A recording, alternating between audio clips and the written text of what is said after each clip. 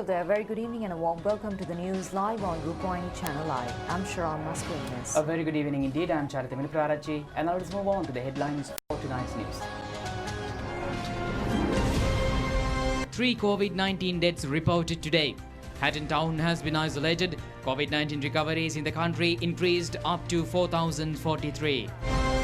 Preliminary investigations revealed that the repayment of loan facilities granted in an irregular manner has been neglected. US State Secretary arrives into the country. The national program to uplift rural economy begins. First consignment of papers from Valachennai paper factory to the government press. The number of students to be enrolled into the state universities has been increased by 8,500. Protests in Italy with escalation of COVID-19 outbreak in the country.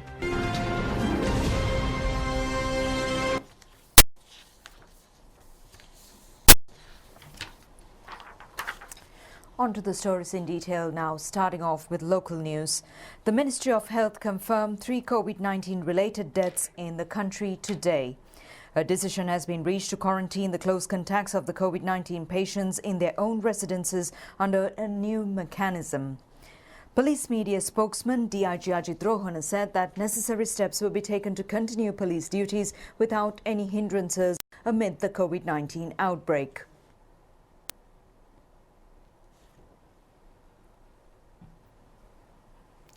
Meanwhile, a total of 293 COVID-19 patients were detected today. 291 of them have been identified as patients from Paliaguda Fisheries Market, while 2 patients were detected from quarantine centres. A total of 4,043 COVID-19 patients have been recovered from the disease in the country at present.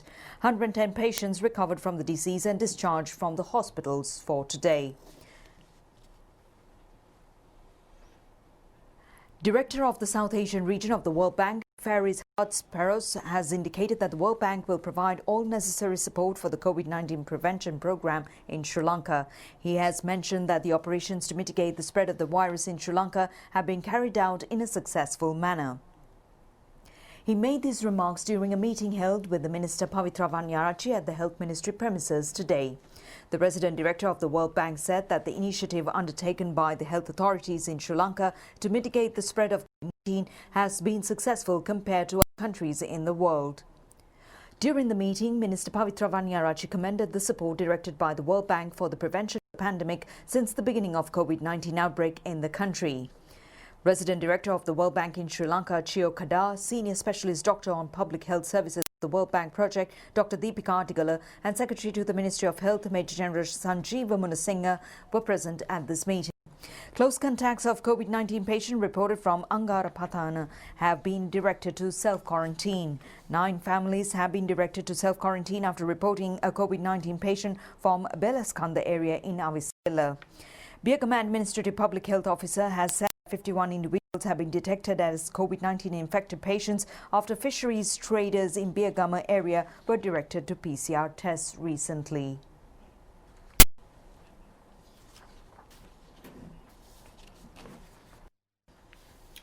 We are moving with more local stories. Meanwhile, Attorney General Dappula De Oliveira has instructed the acting IGP to submit a report after probing the COVID-19 outbreak occurred in the connection to Brandix Private Limited before November 13. Coordinating Officer of the Attorney General States Counsel Nishara Jayaratna said that police media spokesman DIG Ajit Rohana was summoned and directed to the relevant verbs instructions accordingly. Coordinating Officer of the Attorney General States Counsel Nishara Jayaratna said that with the powers vested with the Attorney General under the Section 393, Subsection 2 of the Penal Code, instructions were directed to initiate a criminal investigation in this regard. She said that instructions were issued to report whether the offences have been occurred under the Penal Code or Quarantine and Prevention of Diseases Ordinance. She also said instructions were directed by the Attorney General to appoint an experienced investigative team comprised of senior officers to probe in this regard. Meanwhile, quarantine curfew enforced in 64 police jurisdictions across the country will remain in effect until further notice. Accordingly, the curfew will be imposed in 19 police divisions in Colombo district, 3 police divisions in Kaluthara districts and 5 police divisions in Kolyapitiya area. Quarantine curfew has also been enforced in Gampaha district as well. A total of 6 individuals who violated the quarantine curfew in the past 24 hours have been taken into police custody, while 7 vehicles have been taken into custody during this period. Steps have been taken to isolate Hatton town this morning after detecting 10 more COVID-19 patients from Hatton area. Sri Lanka Transportation Board has indicated that nearly 4,000 buses have been deployed covering all areas at present. Minister Dalasaraha Peruma has instructed the Secretary to the Ministry of Power and Electricity Board not to disconnect the electricity supply in the curfew imposed to police divisions based on electricity bills. Meanwhile, the Department of Immigration and Immigration has decided to extend the validity period of all types of visas provided to foreign currency currently in Sri Lanka as by the period of 60 days considering the COVID-19 outbreak in the country. Meanwhile, National Operations Centre for the Prevention of COVID-19 Outbreak has indicated that pharmacies and shops in the curfew-imposed areas in Gampaha district will be open from 8 a.m. to 10 p.m. tomorrow for the public purchase essential commodities. According to pharmacies and essential commodity shops will be open on Mondays and Thursdays for Gampaha and Kalutara districts, while Tuesdays and Fridays have been allocated for Colombo and Kurunegala districts. And to take a look at the COVID-19 update overseas now. Global confirmed COVID-19 cases have risen to 43.14 million, recording 380,000 cases in the last 24 hours, and the death toll has reached 1.15 million. The number of COVID-19 cases in the Americas has made up nearly half the global total to reach 19.73 million cases thus far. Stock markets have opened sharply down in Pacific today following the decline reported in the US and Europe yesterday amid concerns that the second wave of the coronavirus is yet to be contained. Asia-Pacific markets are currently under pressure, with futures markets indicating opening falls for stocks. MSCI's GOG of Asia-Pacific stocks outside Japan was down by 0.43%, with Australia's ASX 200 off by 1.2% to an almost 3-week low, and New Zealand down by 1.3%. China CSE 300 index down 0.1% as investors looked out for any news for a meeting of China's Communist Party leaders to set the next 5-year plan. Data out earlier in the day also showed China's industrial profits grew at a slower pace in September, suggesting a recovery in the manufacturing sector is yet to be added in. In Japan, the benchmark Nikkei 225 dropped by 0.25 or 28% in the morning trading, while Hong Kong's Hang Seng Index was down by 1.02%. Stock markets in the US and Europe fell sharply as investors focused on signs that rich countries' efforts to contain the coronavirus pandemic were floundering. In Europe, the Stoxx 600 index lost 1.8% after heavy falls in German blue-chip stocks. In the US, the Dow Jones Industrial Average close to 2.3% at a decline, while the benchmark of S&P 500 fell by 1.9%. Countries across Europe have reported increasing numbers of confirmed coronavirus cases, and governments having reimposed restrictions that are expected to limit the economic recovery from the first wave of the pandemic, as well as the new restrictions in the UK and the new 6-month state of emergency in Spain. France reported a record increase in the number of confirmed cases over the weekend, while the 7-day average of new cases in the US also rose to a record. The share prices of companies in sectors most sensitive to the pandemic travel restrictions fell heavily yesterday. Meanwhile, Russia recorded 16,550 new coronavirus cases today, pushing the national tally to 1.5 million, the world's 4th largest COVID-19 caseload after the United States, India, and Brazil. The country has also reported 320 deaths in the last 24 hours, raising the official death toll to 26,589. In COVID-19 has reached 7.9 million, with 36,469 new COVID cases registered during the past 24 hours, edging close to the 8 million grim milestone. With 488 new deaths in the last 24 hours, the toll has mounted to 1.19 million at present. And the top emergencies expert of World Health Organization, Dr. Mike Ryan, says that Europe is in need of a serious acceleration in the fight against the coronavirus, and a lack of contact tracing capacity could drive the disease into the darkness. Addressing a media briefing held in Geneva, Switzerland yesterday, Executive Director of the World Health Organization Health Emergencies Program, Dr. Mike Ryan, said that the region of Europe rising 46 countries at WHO accounted for 46% of global cases and nearly one-third of deaths. So there's no question that the European region is an epicenter for disease right now, and as Maria said, though, that's not consistent across the whole. The DG said something very important, I think. He said we need to get ahead of this virus, and then we need to stay ahead of this virus. And sometimes in a race, you can use certain tactics at a certain time. Right now, we're well behind this virus in Europe. Getting ahead of it is going to take some serious acceleration in what we do, and maybe a much more comprehensive nature of measures that are going to be needed to catch up with and get ahead of this virus. Certainly we've seen increases in clinical capacity across the region, across Europe as a whole, and we're certainly seeing very, very low death rates, and that's to the credit again of the health systems and the health workers. But we are seeing a large number of cases, we are seeing widespread disease, we are seeing very, very high positivity rates and an increasing lack of capacity to do any effective form of contact tracing, which is further going to drive the disease into the darkness where we don't see.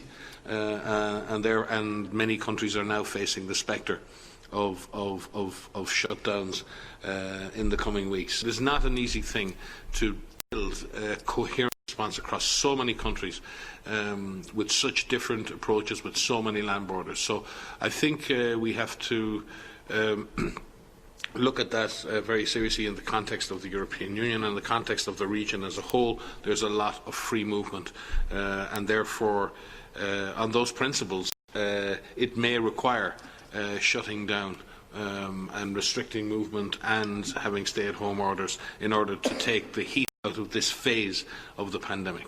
For COVID-19, Dr. Sumya Swaminathan, Chief Scientist. Countries across Europe brought transmission under control in the springtime into the summertime with case numbers at very low levels, and they can do this again. I want to repeat, they can do this again, and they will do this again. How it is done is what is important right now. There are many countries that right now are looking, taking a very critical look at the situation currently in their countries. They're looking at where transmission is occurring and looking at where it is most intense to see what interventions need to be put in place in those specific locations. We are still hopeful that countries will not need to go into these so-called national lockdowns. Protests flared across Italy yesterday against a new round of government restrictions aimed protecting public health. Violence was reported in at least two major northern cities, Milan and Turin. Angry protests flared in at least two major cities in Italy on Monday night against a new round of government restrictions, including nightly curfews, and violence has followed some of the demonstrations. Witnesses say a number of luxury stores, including a Gucci fashion shop, were looted in Turin as crowds of youths took to the streets after nightfall, letting off huge firecrackers and lighting colour flares. Police responded with volleys of tear gas. There were also clashes in Milan, whose surrounding areas were hit hard during the early stages of the pandemic. There were chants of freedom, freedom, freedom from crowds as they confronted police in the city centre. Protests have gathered in around a dozen other cities at the start of the week to immediately push back against the renewed restrictions.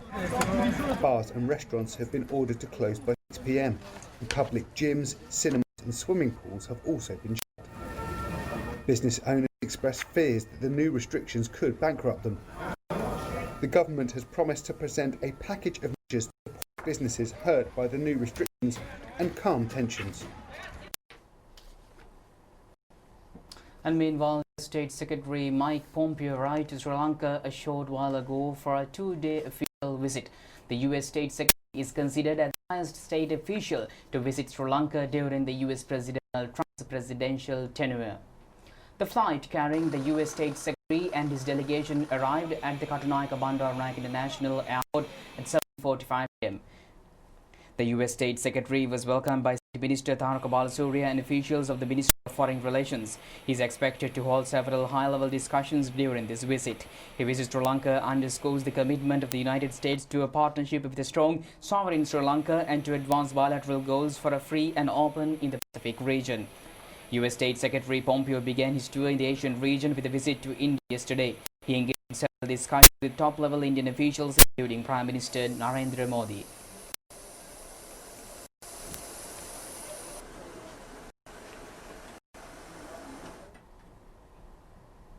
Meanwhile, a demonstration was held in front of the U.S. Embassy in Colombo today, protesting over the U.S. State Secretary Mike Pompeo's visit to Sri Lanka. The protest was organised by the Janatha Vimukthi Peramuna. The protest, which was held as silent objection, was participated by many active members, including parliamentarians of the party. Subsequently, a letter of objection was handed over to the U.S. Embassy office.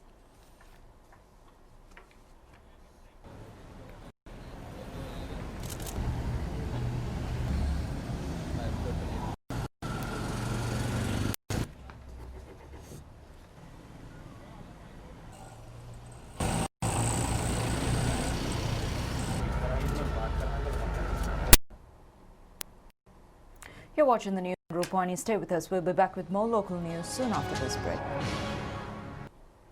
The program to recycle used carbon tubes and toothbrushes was commenced. The first container designed for this purpose was handed over to President Gotabaya Rajapaksa by the Minister of Environment Mahinda Amaravira at the Presidential Secretariat yesterday.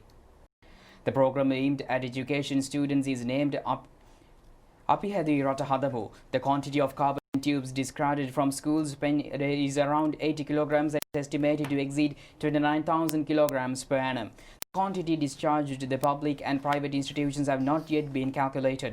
Environmentalists point out that used pens and toothbrushes take between 100 and 500 years to decay. Plant Food, to provide special containers to each school, Wax Industries Plastics Limited has come forward to purchase these plastic items. Minister Amaravira said that a cabinet paper will be submitted to mark the implementation of the program, mandatory in both public and private entities. Preliminary investigations conducted by the Ministry of Finance have revealed that loan facilities had been granted for political affiliates from state sector banks in an irregular manner, and the repayment of loans had been overlooked during the good governance government period.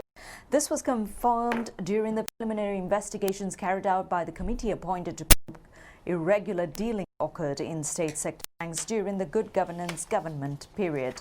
The investigations have been initiated in accordance to more than 200 complaints received by the committee. The committee was appointed by Prime Minister and the Minister of Finance Mahinda Rajapaksa. The four-member committee is chaired by former retired High Court Judge Sisira Ratnayaka. The membership of the committee is comprised of Chartered Accountant Susantha De Silva and retired Additional Auditor General W. Premananda. A representative of the Primary of Finance has been appointed as the Secretary of the committee. The report, including the relevant recommendations, expected to be presented to the Cabinet Ministers. According to the complaints raised by the committee, many revelations have been made during the investigations, including the failure to adhere to the standard procedure in granting loans and the failure to grant loans without a specific collateral asset. The statement issued by the Media Division of the Ministry of Finance has indicated that the committee has received complaints on the alleged sale of certain assets belonging to state sector banks. The future proceedings of the committee, including the recording of statements, is carried out at 2 upon 132 rooms situated at the BMICH premises. The process of accepting complaints is still underway, and the relevant complaints can be submitted to the Ministry of Finance or the Department of Public Enterprises. The opportunity has been facilitated in mailing the complaints to 2 upon 132 BMICH, Colombo 7, address, or sent to vijayaratna.phas@ped.treasury.gov.lk to that email address. And meanwhile, the government has decided to increase the number of students enrolled into the state universities by 8,500. Cabinet spokesman Minister Kehelia Rambukwella said that cabinet approval has been granted in this regard at a media briefing held at the Government Information Department today. Cabinet spokesman Minister Dr. Kehelia Rambukwella said that according to the present mechanism, most students who pass the GC advanced level are deprived of the opportunity to enter universities. He said that inadequate physical resources have been the cause in this regard. Accordingly, he said that discussions were held in this regard and the relevant discussions were included into the government policy statement. He said that under the first phase of to increase the number of enrollments up to 100,000, a total of 8,500 have been selected to enroll into the state universities.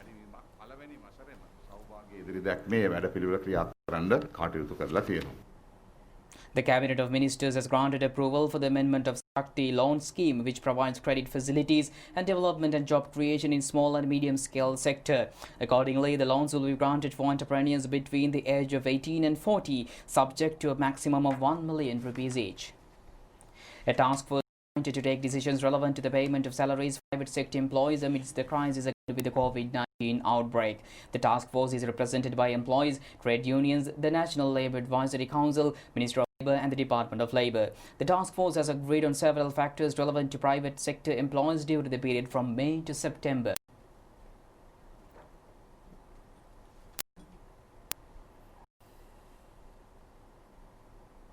The Cabinet of Ministers have granted approval for construction of houses for 14 selected families affected by the Easter Sunday attacks at St. Sebastian's Church, Katwa, Nigembo. The relevant contract have been granted to Sri Lanka State Engineering Corporation. Media personnel also inquired regarding the scheduled visit to US State Secretary to the country during the media briefing. Statement made by as you know, on 22nd October, Dean Thompson, the senior State Department official for South and Central Asian Affairs, said we encourage Sri Lanka to review the options we offer for transparent and sustainable economic development in contrast to discriminatory and opaque practices. Actually, they have not referred to any country, but when Reuters reported this news, they used the headline, US urges Sri Lanka to make difficult choices over China ties. So then Chinese foreign minister responded to this statement because this Reuters reporting, frankly, the Sri Lankan government is committed to maintain its sovereignty and to maintain cordial relationships with both USA as well as China, and we will ensure that Sri Lanka would not be a battleground of the superpowers. That's for sure. The National Paper Corporation handed over the first consignment of papers to the government printing press today, which was produced after resuming the production of the Vala Chennai paper factory. The first order consisted of 20 tons of high-quality papers. The malfunctioned Vala Chennai paper factory had been decommissioned for several years and preparations made to sell the remaining metal scraps in the factory. Steps were taken to recommence local industries decommissioned in the past after President Gotabaya Rajapaksa was acceded to the presidency. Vala Chennai paper factory was also considered under the initiative, and the production process of the factory was commissioned after a period of 2 decades. The consignment of locally produced papers was handed over to the government press at the Ministry of Mass Media premises today. Minister Kelia Rambukala and Vimal Veeravansa, Chairman of the National Paper Corporation Vimal Rupasinghe, Director of the National Language Department of the Corporation Jayampati Bandara Heenkala and the government Minister Gangani Liyanage were present at this occasion.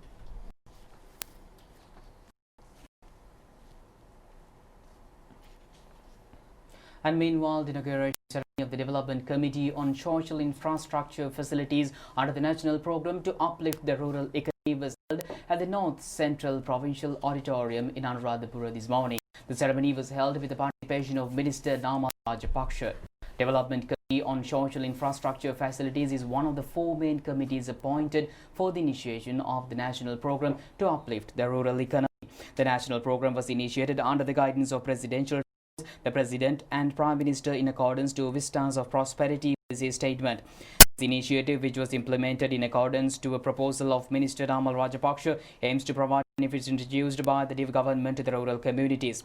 3 cabinet ministers and 9 state ministers directly involved with the Development Committee on Social Infrastructure Facilities, Minister of Education, Health, Sports and Youth Affairs and Ministries of Women and Child Development, Provincial Council and Local Governments, Skills Development, Thamma School, Pirivana and Big Education, Foreign Employment Promotion, Cooperative Services, Promotion of Indigenous Medicine, National Heritage and Rural and School Infrastructure Facilities Development have been connected to the Development Committee. Addressing the ceremony, Minister Namal Raj said that necessary coordination to directly extend the functionalities of the state ministries to the rural settings through the state mechanism will be facilitated by 4 committees, identifying the necessary distribution of financial provisions allocated for rural development and budget 2022, and the acquisition of information on the fields identified through the district development committees will be carried out through the program.